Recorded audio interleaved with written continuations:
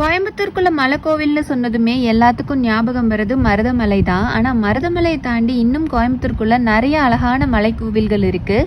அதில் ஒன்று தான் இன்னைக்கு பார்க்க போகிறோம். பதிமலை பாலமுருகர் கோவில்.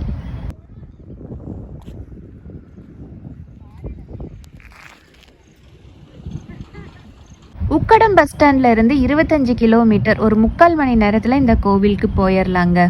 கோயம்புத்தூரில் நீங்கள் எங்கே இருந்தீங்கனாலும் கேரளா பைபாஸ் வந்துடுங்க. பைபாஸில் எட்டிமடை தாண்டினோன்னே லெஃப்டில் கட் ஆகி பிச்சனூர் ரோடு போகும்.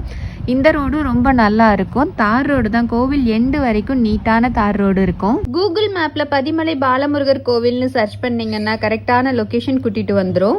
கோவில் அடிவாரம் ரீச் ஆனமே இங்கே உங்கள் கார் 2 வீலரை நிறுத்திக்கலாம். இங்கே பஸ் வசதி எப்படி இருக்குன்னு எனக்கு தெரியல.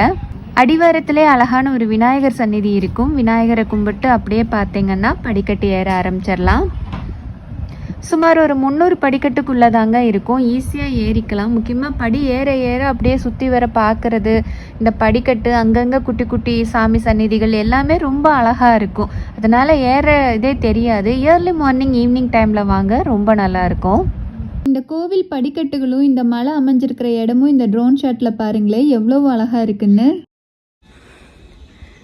படிக்கட்டுகள் ஏறினதுக்கப்புறம் கோவிலை ரீச் பண்ணிடலாம். இது ஆக்சுவலி பெரிய கட்டிடமெல்லாம் கிடையாதுங்க. ஒரு பழைய காலத்து கோவில் தான். ஆனால் சாமி அவ்வளோ அழகாக இருக்கும். ஃபஸ்ட்டு முருகர் இருப்பார்.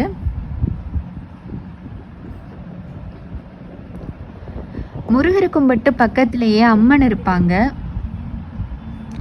2 பேத்துக்கும் நடுவில் இந்த பெரிய மணியும் இருக்கும். இந்த மணிக்கு பின்னாடி கீழே ஒரு கிணறு இருக்கும். இந்த கிணத்துல எப்பவுமே தண்ணி வத்தாமல் இருக்குன்னு சொல்கிறாங்க.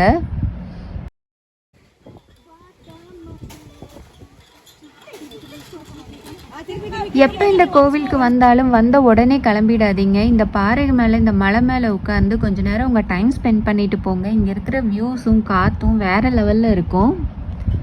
திரும்பவும் ஒரு ட்ரோன் ஷாட்டு. பிஜிஎம் போட்டோன்னா காப்பிரைட்ஸ் கிளைம் ஆகிடும். ஸோ இந்த இடத்துக்கு ஒரு ஆப்டான பிஜிஎம்மை நீங்களே யோசிச்சுக்கோங்க.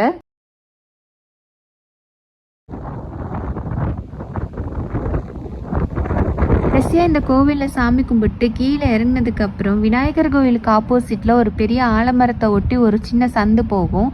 அதில் ஒரு 50 மீட்டர் நடந்தீங்கன்னா ரைட் சைடில் ஒரு குட்டி புதர் போகும். அதுக்குள்ளே நடந்தீங்கன்னா இந்த குகை மாதிரி இருக்கிற ஏரியா வரும். கடைசியாக இந்த இடத்துலையும் கொஞ்சம் நேரம் டைம் ஸ்பெண்ட் பண்ணிடுங்க, ரொம்ப நல்லாயிருக்கும். இதே மாதிரி கோயம்புத்தூருக்குள்ளே இருக்கிற நிறைய டூரிஸ்ட் பிளேசஸ் தெரிஞ்சுக்க நம்ம சேனலை ஃபாலோ பண்ணுங்கள். வீக்கெண்டில் எங்கேயாச்சும் வெளியில் போகலான்னு நினச்சிங்கன்னா ஃபஸ்ட்டு நம்ம பேஜை செக் பண்ணிவிட்டு போங்க.